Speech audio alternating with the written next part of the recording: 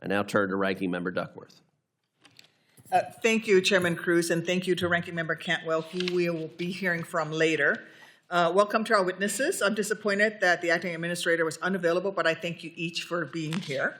I look forward to hearing about FAA's efforts to implement the FAA reauthorization law, but I must first address the recent critical safety lapses that we've seen.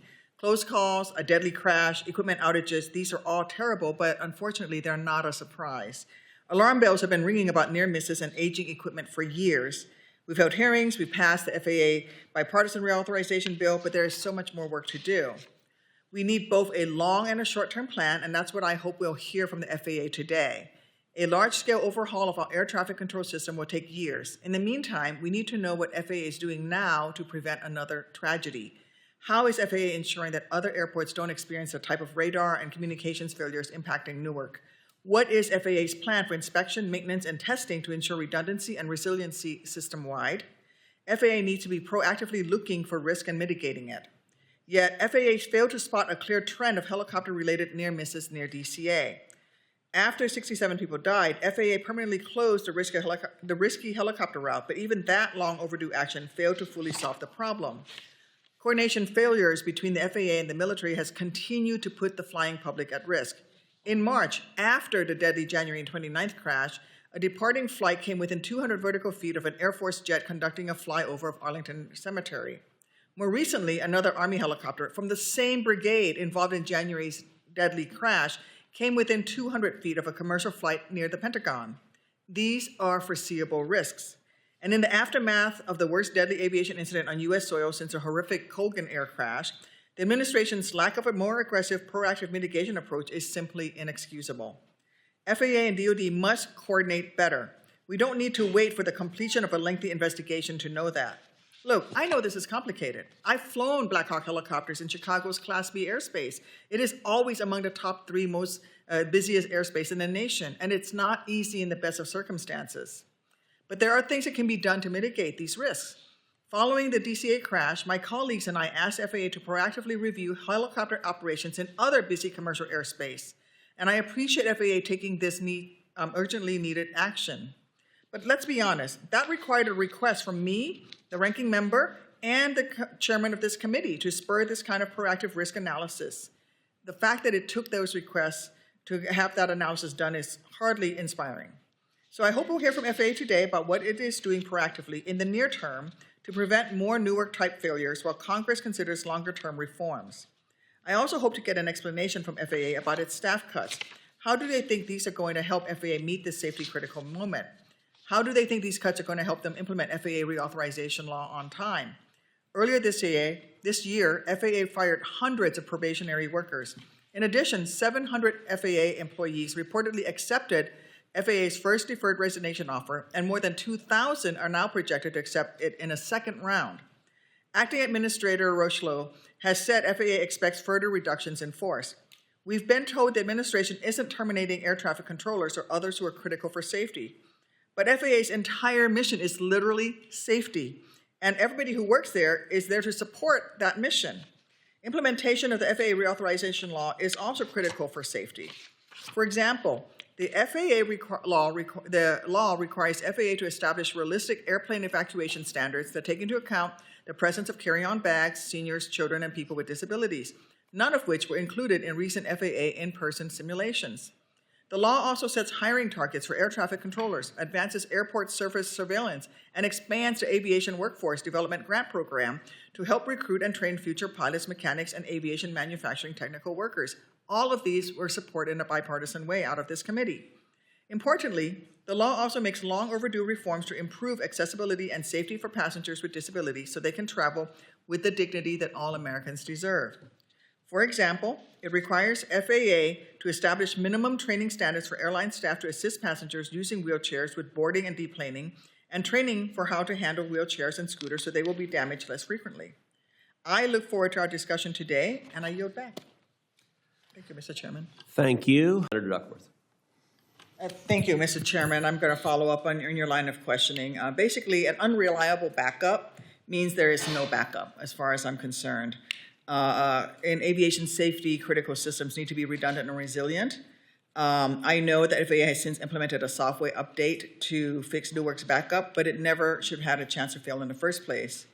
And there's absolutely no question that we need to fix our antiquated air traffic control facilities and equipment. Each one of you have been vocal voices for fixing the system across multiple administrations. We held a hearing examining that very issue last year, but a technological overhaul would take years, and we need to know what FAA is doing now to fix this. Mr. McIntosh, how often does FAA inspect air traffic control infrastructure at airports across the country to ensure that the backup systems will immediately kick in the event of a radar and or communications failure? Basically, how often do you simulate the main system going down and to make sure and test the redundant system to make sure that it actually does kick in?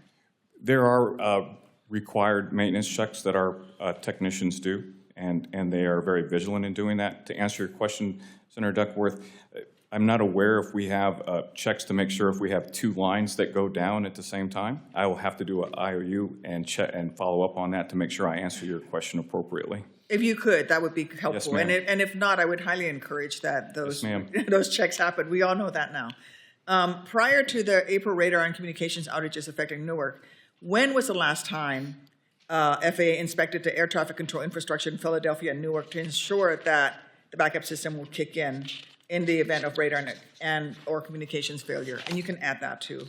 Yes, ma'am. Yeah, thank you. After the deadly crash near Reagan National Airport, FAA closed the helicopter route involved, but a lack of coordination between FAA and the Department of Defense has continued to put the flying public at risk. And we had this conversation already. If for some reason a military aircraft could not land at the Pentagon, I don't understand why it would circle around the building, putting itself into the flight path of DCA without being directed to do so by ATC. There are many procedures that perhaps are not published procedures, but are accepted at an airport. I mean, I used to land to Midway Airport, where the procedure was circle around the tower, land to taxiway Alpha, don't blow over all of the small aircraft parked in there. But I would never, even though that was established, it was something we did routinely, I would never ever have executed that procedure without ATC directing me to do so. I could offer it to ATC, it's like, hey, how about to avoid the aircraft, can I just circle around, the tower, land to taxiway Alpha? But then I would never do it unless I was given permission to do so. Mr. McIntosh, FAA is responsible for establishing those routes. Has FAA established a helicopter route that circles the Pentagon? Is that an established landing procedure? So, yes, ma'am. Circle to land, is that a procedure around the Pentagon? Yes, ma'am.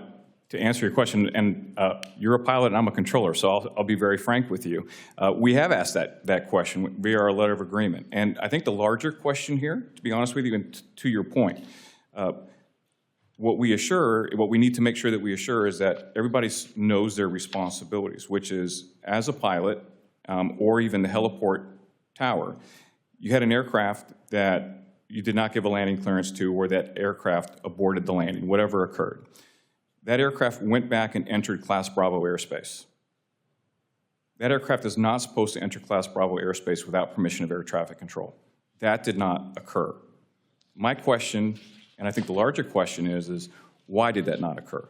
Without compliance to our procedures and our policies, this is where safety drift starts to happen. And that's where my line of question is starting, is absent, even if absent a published go-around procedure, if we want to call it that, pilots and controllers have shared responsibilities. You do not enter Class Bravo airspace without authorization from air traffic control, and that is a question that we are asking. Thank you. So as we've established today, there clearly continues to be a serious lack of coordination between FAA and DoD on airspace near DCA. Will FAA produce a copy of the Memorandum of Understanding to this committee? If portions of this memorandum need to remain non-public, the committee can make arrangements for that. Can FAA do that? Senator Duckworth, I will make sure that we get the information that you're requesting. Thank you. And how often are FAA air traffic controllers trained on the policies and procedures established in this MOU that governs the military's flight operations near DCA? I'm sorry, ma'am, how often? Are they trained up on this particular memorandum? Are they aware of it? Is something that gets reviewed? We train on our letters of agreement and SOPs, our standard operating procedures through our training process, and then it's the application of letter of agreement that we do every day. So this is, I wouldn't say that this is something new, but absent an aircraft entering Class Bravo airspace and a pilot deviation, what the controllers would do is was exactly what you saw them do that night, which is shared situational awareness of what's going. We have an aircraft or a pilot that's doing something that they're not supposed to be doing, and those controllers did exactly what they should have, which was give 2 aircraft to go around to ensure that we kept separation or safe separation between those 2 aircraft versus letting that continue. So while we had, in what's my opinion as a pilot deviation, I do want to commend the controllers at the time for their actions for ensuring they gave a timely go around to those 2 aircraft. I want to join you in commending those air traffic controllers for their vigilance in that, and it was timely and appropriate. Thank you. Thank you, Mr. Chairman.